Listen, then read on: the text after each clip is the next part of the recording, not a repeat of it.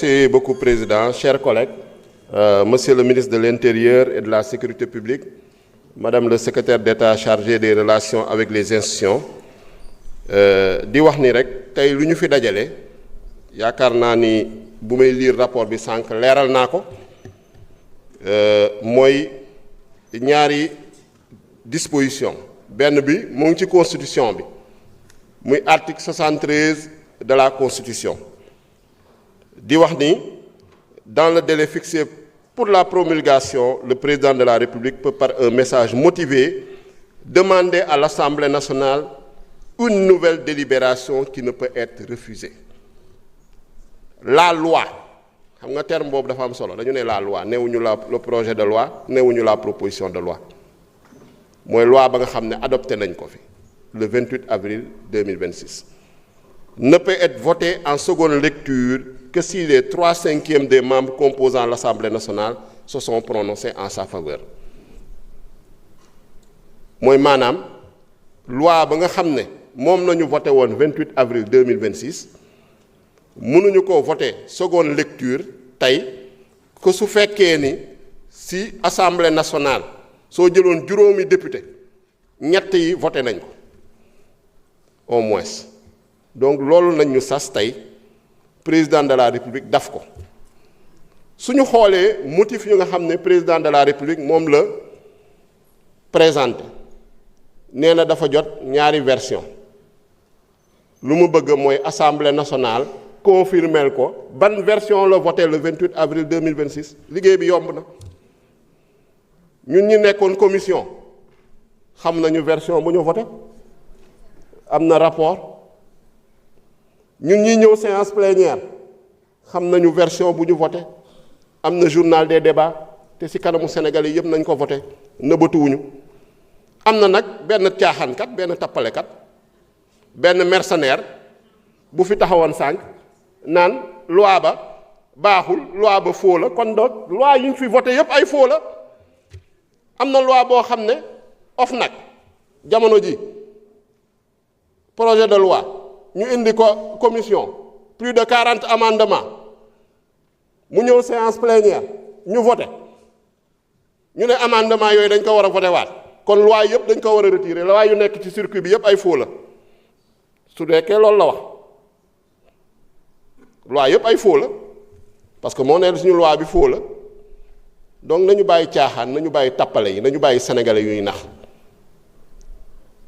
su fekkee dafa am lu mu encaissé moom su fekkee dafa am lu mu encaissé na def liggéeyam na def service am mais na bàyyi caaxaan yeeg tappale yi fii kenn dofu fi ñu fi ñeneen ñu fi wax hors sujet nañu def waxuñu sax ci loi bi waxuñu sax lu jëm ci séance donc jaruñoo tontu comme d'habitude du ñu wax dara loo xam ne jëm na ci sujet bu ñu leen présenté toujours hors sujet balaa maa dee ñuy joxe ay leçons de morale amul kenn kuñ fiy moral fii ñëpp xam nañ nuñ fi war a def majorité beeg yeneen député yi ay yëfu seen discours de moralisateur périmé yooyu nañu war a bàyyi waaw amu leen doo leen ay référence doo leen ay modèle waaw ba ngeen di jéem a joxe ay leçon ba naan da ngeen di def ay sermon da ngeen di xutba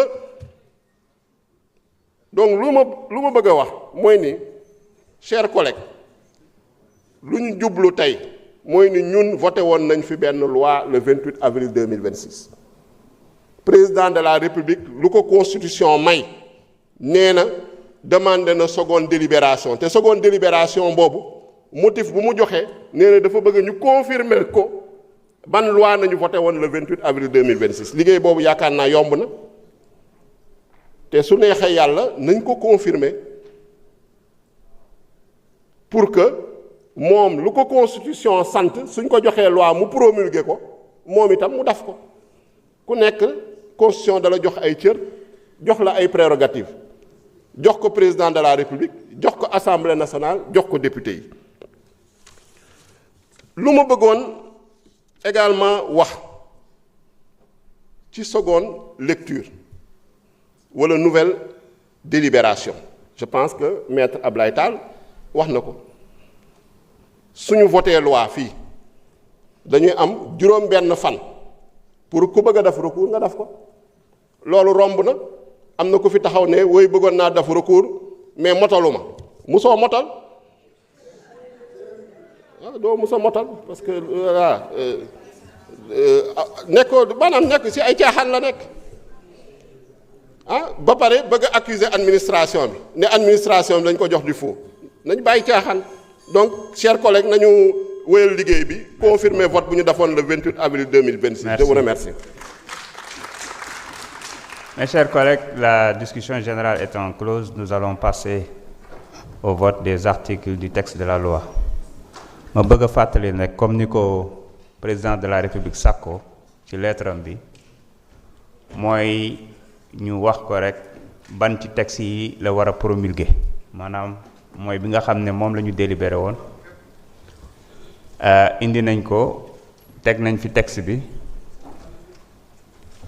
rapporteur bi ñëw na ci travaux de commission yi kon li ci topp fi ñu toll nii mooy ñu firndeelaat ne texte boobu ñu wote woon moom la ñuy firndeelaat fii bu ñu paree yónnee ko ngir mu mën ko promulguer kon leer na nañ waaw kon baax na kon nag monsieur le rapporteur, vous avez la parole pour lecture de l'article 1er.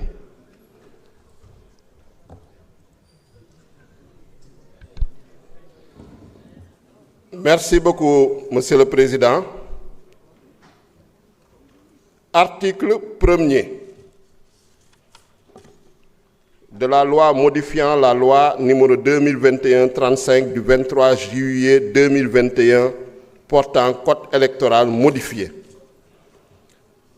Les dispositions de l'article L29 de la loi numéro 2021-35 du 23 juillet 2021 portant code électoral modifié sont abrogées et remplacées par les dispositions suivantes. Article L29. Ne doivent pas être inscrits sur la liste électorale 1. Les individus condamnés pour crime. 2. Les individus condamnés à une peine d'emprisonnement d'une durée supérieure à 1 mois, assortie ou non d'une amende pour l'une des infractions ci-après. Vol, escroquerie, abus de confiance, extorsion de fonds, abus de biens sociaux, détournement, escroquerie ou soustraction portant sur des deniers publics, enrichissement illicite, corruption, concussion, trafic d'influence, prise illégale d'intérêt, faux, usage de faux, contrefaçon, blanchiment de capitaux. Point virgule. 2 ou 3. Ceux contre qui l'interdiction du droit de vote et d'éligibilité a été prononcée par une décision définitive d'une juridiction pendant le délai fixé dans ladite décision. 4. Les incapables majeurs. Dans les cas visés au 2 du présent article, l'interdiction d'inscription sur les listes électorales est de 5 ans à compter de la date à laquelle la condamnation est devenue définitive. Nul ne peut empêcher l'inscription d'un citoyen sur les listes électorales en dehors des cas prévus au présent article ou à l'article L28 alinéa 2 du présent code. Je vous remercie. Merci beaucoup. Je mets au voie l'article 1er. Le vote démarre.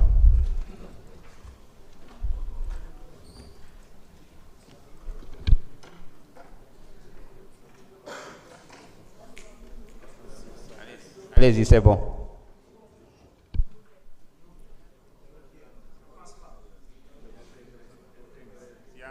Souci, après vous voterez à main levée.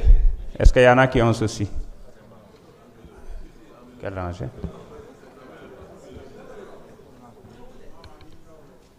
Comment? Ah, j'ai pas compris. Ceux qui ont des soucis, levez la main. Non, Fadio, vous avez déjà fait une délégation, c'est intégré.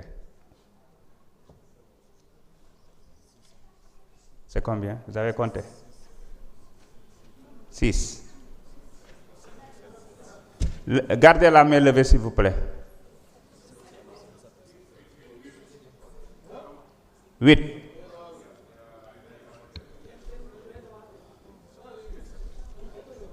Sen, vous avez un problème de carte ou bien? Hein? Pour vous? Ok. Donc, ça marche maintenant? Allez-y. Donc, non, attendez. Sen, est-ce que pour vous, ça marche? Il faut retirer et insérer à nouveau. Ah, vous n'avez pas la carte? Ah, il fallait dire ça, on vous donne la carte.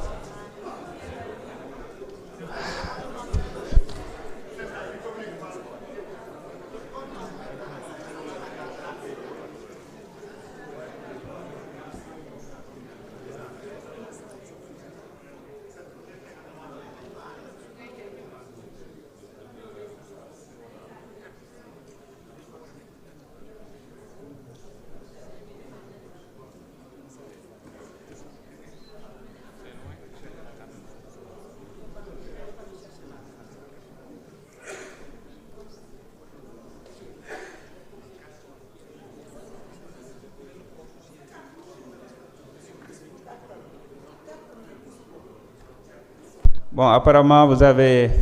Je rappelle, s'il vous plaît, carte yi ngeen bàyyi ci xel parce que am na yu commencé réer. Donc, nous allons rajouter votre vote. Alors, vous votez... Monsieur Sen, vous votez pour ou contre?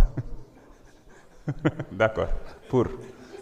Le vote est clos. Bah, il faut que ça soit clair.